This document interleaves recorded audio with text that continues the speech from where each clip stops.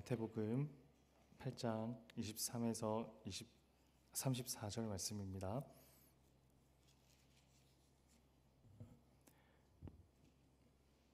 마태복음 8장 23절에서 34절 말씀 교독하겠습니다. 배에 오르심에 제자들이 따랐더니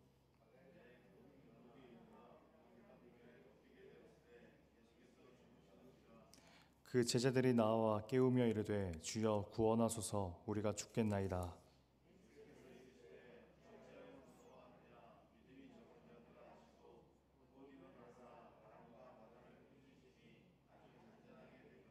그 사람들이 놀랍게 여겨 이르되 이 이가 어떠한 사람이기에 바람과 바다도 순종하는가 하더라.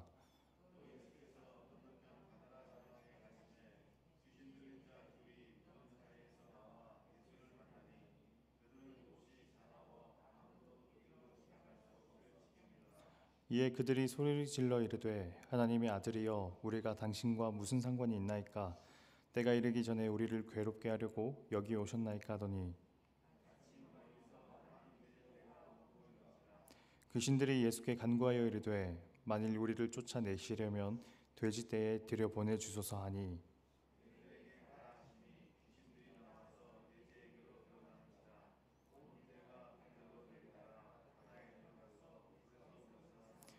치던 자들이 달아나 시내에 들어가 이 모든 일과 귀신 들린 자의 일을 고하니 온 시내가 예수를 만나려고 가서 보고 그 지방에서 떠나시기를 간구하더라.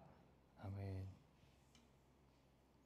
오늘 저희가 읽진 않았지만 지난주 토요일과 오늘 월요일 이 사이에 어제 주일에 해당하는 본문인 마태복음 8장 13절에서 22절까지의 말씀은 예수님께서 베드로의 장모를 치유하시는 것을 시작하고 그 소문을 듣고 수많은 사람들이 예수님께로 몰려드는 이야기입니다.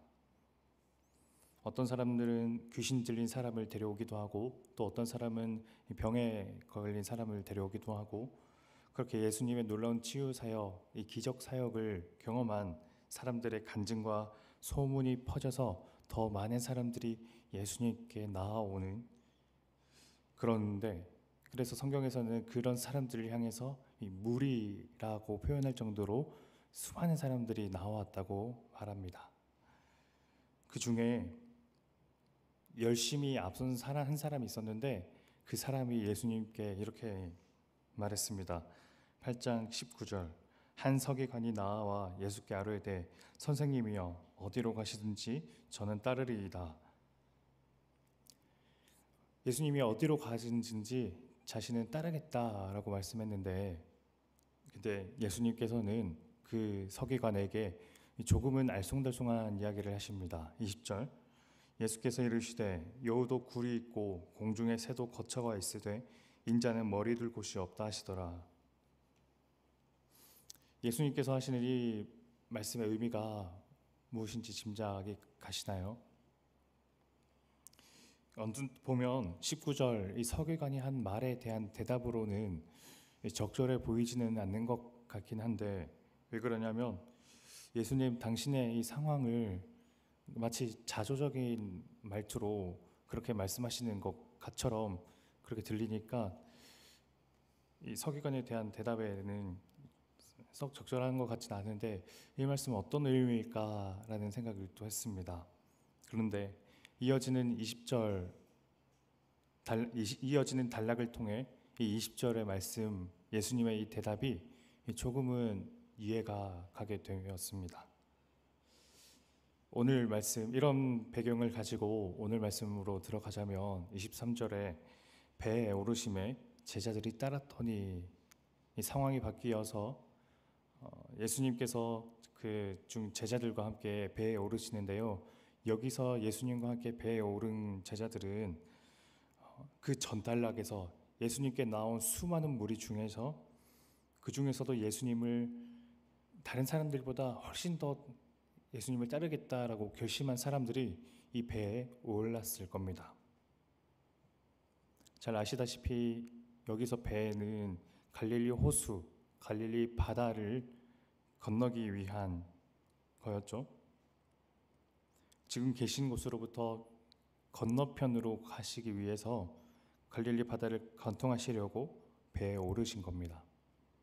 그런데 갑자기 배에 이 폭풍우가 몰아치고, 그리고 이 폭풍우가 배를 삼킬 지경이 된 거예요. 배는 난리가 나겠죠. 배는 물이 차오르고, 이 물을 아무리 퍼내도 물은 점점 더 불어나고, 결국 배 안의 사람들은 예수님께 도움을 요청합니다. 그런데 예수님의 반응이 그들의 입장에서는 조금 너무 뜻밖이었을 거라고 그들은 생각했을 거예요. 선뜻 그들의 도움을 들어주시기보다는 오히려 먼저 그들을 꾸짖으셨으니까요. 먼저 제자들을 꾸짖으신 예수님은 이제 바다와 바람을 향해 또 꾸짖으십니다. 그러자 바람과 바다는 예수님의 그 말씀 앞에서 놀랍도록 평안해지죠. 저는 오늘 말씀을 묵상하다가 왜 하필 예수님과 제자들이 이 갈릴리 호수를 건널 때 이런 폭풍우가 불었을까 생각했습니다. 물론 이 갈릴리 바다에 폭풍우가 많이 분다고는 해요. 그러나 예수님께서 이 사람들을 이곳으로 인도하셨고 폭풍우를 맞닥뜨리게 하셨다는 그 모든 것이 의도적인 예수님의 계획이었다는 생각을 지울 수가 없습니다. 예수님은 배 안의 제자들을 향해 뭐라고 꾸짖으셨나요? 26절, 예수께서 이르시되 어찌하여 무서워하느냐, 믿음이 작은 자들아 하시고 곧 일어나사 바람과 바다를 꾸짖으시니 아주 잔잔하게 되거늘. 그들의 믿음이 작다고 꾸짖으십니다. 오늘 본문 말씀 바로 앞에 단락의 내용을 기억하시나요? 예수님의 기적과 치유 사역을 보기 위해 예수님 주변으로 가득 모였을 때 예수님은 그들 중에 정말로 자신을 따르려는 사람을 택하셨죠. 나를 따르라고 그런 사람들을 향해 요청하셨습니다. 그런데 그런 사람들을 데리고 예수님께서 인도하신 곳은 어떤가요? 폭풍우가 불어오는 곳. 다시 말해 자기 믿음의 견고함을 시험해 보는 곳. 그런 시간을 보내고 예수님과 이 제자들이 도착한 곳은 또다시 그들의 믿음의 견고함이 시험받는 곳이었습니다. 데가볼리 지역, 그 중에 가다라 혹은 거라사라고 하는 곳이었는데 그곳은 이방인들이 많이 거주하는 곳이었습니다. 그래서 유대인들의 걸음이 뜸한 곳이었는데요. 1차적으로 이 제자들은 예수님께서 향한 곳이 이런 곳이었다는 것이 가장 첫 번째로 의아했을 겁니다. 그런가 하면 두 번째로 의아한 지점도 있는데 그곳이 이방인의 지역이라는 것도 그렇지만 그 이방인의 지역 중에서도 무덤으로 간 곳이 두 번째 의아했던 것이에요.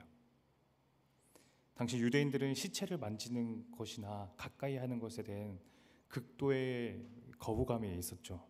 왜 그런가요? 율법에도 시체를 가까이 하지 말라 혹은 만지지 말라, 만지면 부정해진다라는 것도 포함되어 있었으니까요. 그랬으므로 그들에게 무덤이라는 것이 의미하는 것은 단순히 묘지라는 차원을 넘어서 결코 거룩한 사람이 가서는 안 되는 곳, 부정한 곳, 악한 영이 있는 곳이라는 그런 으스스하고 혐오스러운 장소였을 거예요.